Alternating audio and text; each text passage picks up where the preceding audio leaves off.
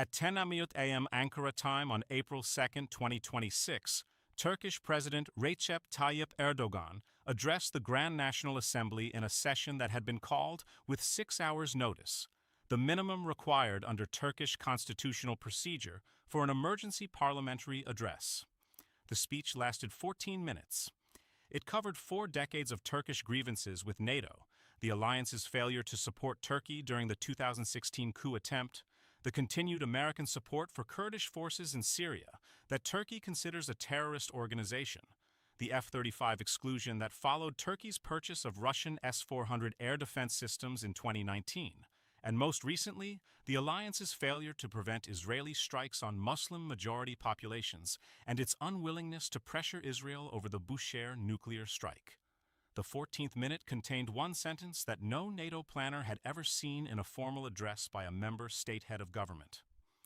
Effective at midnight tonight, the Republic of Turkey withdraws from the North Atlantic Treaty and declares a policy of active neutrality in all ongoing international conflicts. 14 minutes, one sentence. And the most consequential structural change to Western collective security since the end of the Cold War. NATO has 32 member states. It has never lost one. Not during the Cold War, when several members faced domestic communist movements. Not during the post-Cold War turbulence, when membership expanded eastward and internal disagreements multiplied. Not during any crisis in NATO's 77-year history. Turkey just became the first.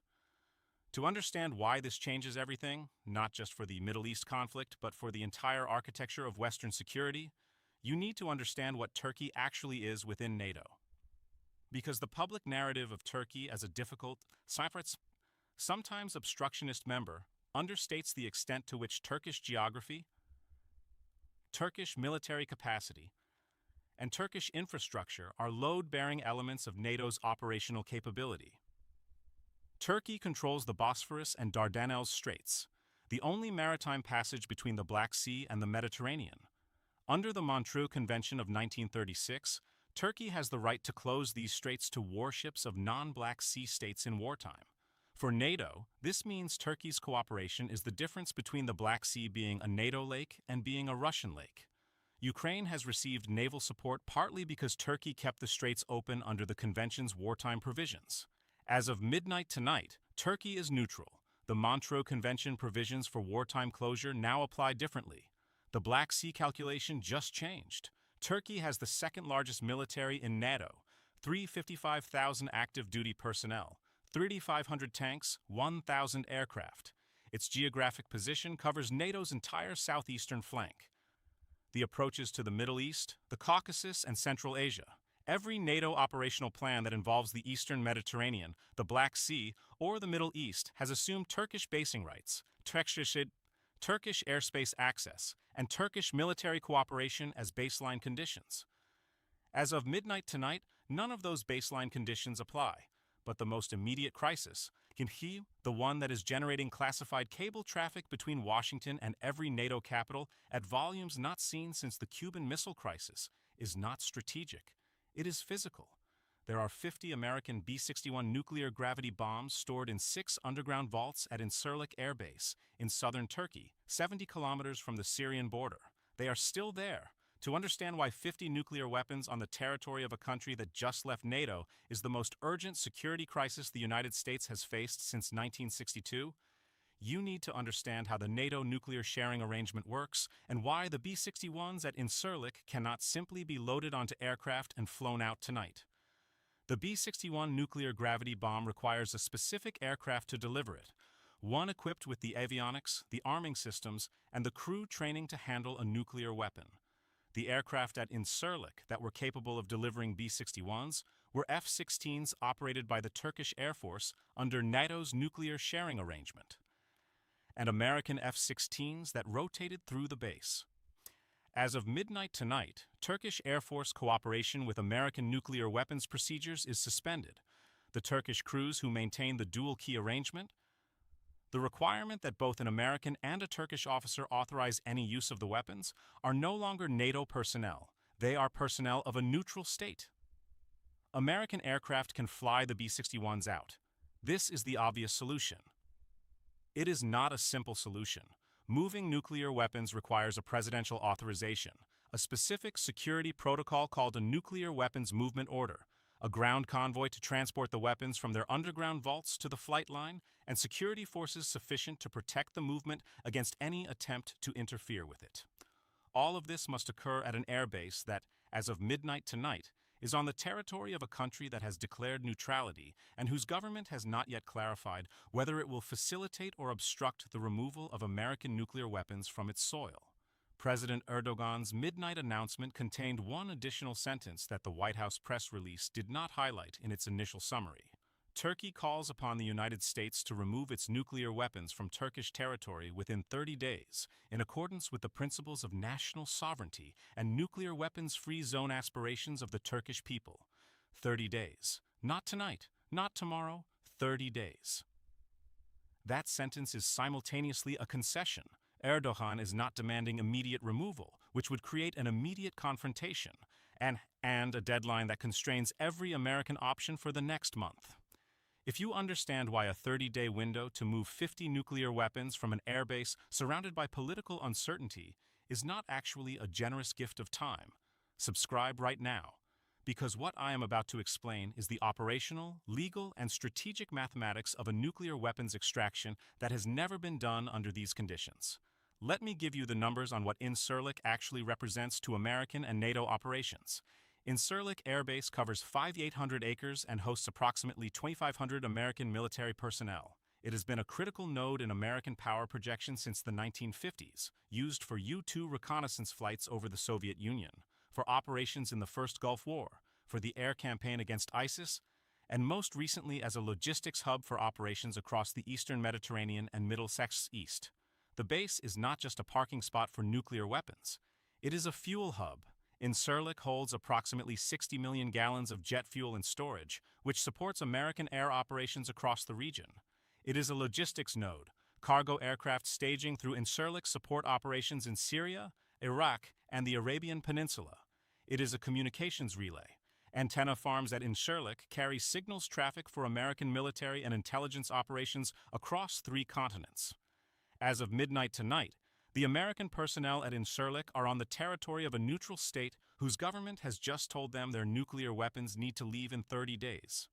Their legal status, whether they are still operating under the Status of Forces Agreement that governed their presence when Turkey was a NATO ally, is now legally ambiguous in ways that have no precedent. Turkey has not asked the non-nuclear personnel to leave, yet. The 30-day ultimatum applies specifically to nuclear weapons. But the Status of Forces Agreement was negotiated between the United States and a NATO member state. Turkey is no longer a NATO member state. The legal basis for 2,500 American military personnel to be on Turkish soil is now being reviewed by lawyers in both capitals who are working from a template that has never been used before because this situation has never occurred before. Now let me tell you what every NATO capital is saying, and what none of them are saying publicly. The NATO Secretary General issued a statement calling Turkey's withdrawal a grave mistake that undermines the security of all alliance members and expressing hope that Turkey will reconsider this decision.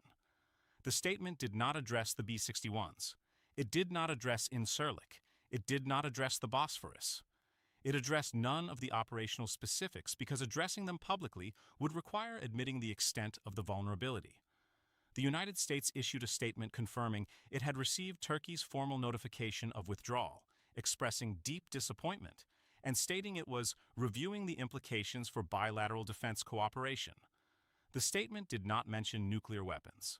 Standard protocol. The United States does not confirm or deny the presence of nuclear weapons at specific locations. The protocol was designed for peacetime ambiguity. It is poorly suited to a situation where the host nation has just issued a 30-day removal deadline. Germany, France, and the United Kingdom convened an emergency trilateral call. The readout described discussions of alliance cohesion and the Turkish situation. What the readout did not describe, the discussion of whether the Article 5 collective defense commitment, the guarantee that an attack on one NATO member is an attack on all, applies to Turkey retroactively for attacks that occur before the formal withdrawal process is complete. The NATO treaty requires 1 year's notice for withdrawal. Erdogan announced withdrawal effective at midnight. the legal question of whether Turkey is still technically a NATO member for the next 364 days, even while functionally behaving as a neutral state, has no established answer. Here are the three scenarios that will define the next 30 days. Scenario 1. Controlled extraction. The United States and Turkey reach a quiet bilateral agreement. American aircraft fly the B-61s out of Incirlik within the 30-day window. The base transitions to a reduced American presence under a new bilateral agreement, and the strategic damage is limited to the loss of NATO's southeastern flank and the Bosphorus complications. Even in this best case, NATO's southeastern coverage collapses. Russian naval access to the Mediterranean becomes significantly easier. American air operations in the Middle East lose their primary regional logistics hub, and every adversary, Iran, Russia, China, observes that sustained pressure on a NATO member's domestic political situation can produce alliance withdrawal. The precedent is set. The question is who tries to replicate it next. Scenario 2. Contested extraction. Erdogan, under domestic political pressure from nationalist factions that want to demonstrate Turkish sovereignty over Turkish territory, announces that nuclear weapons removal requires Turkish parliamentary authorization, a legal position that his government's lawyers can credibly construct from Turkish constitutional law. The 30-day window becomes a negotiation rather than a deadline. American nuclear weapons sit on contested territory, while lawyers, diplomats, and military planners work through a scenario that has no established playbook. In this scenario, the weapons are not at immediate risk of Turkish seizure. Turkey has no delivery systems for American B-61s and no interest in owning nuclear weapons it cannot use.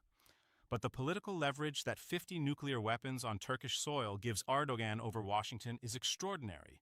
Every American ask of Turkey, on the Bosphorus, on Syria, on regional policy, is now negotiated in the shadow of those 50 weapons and the 30-day clock.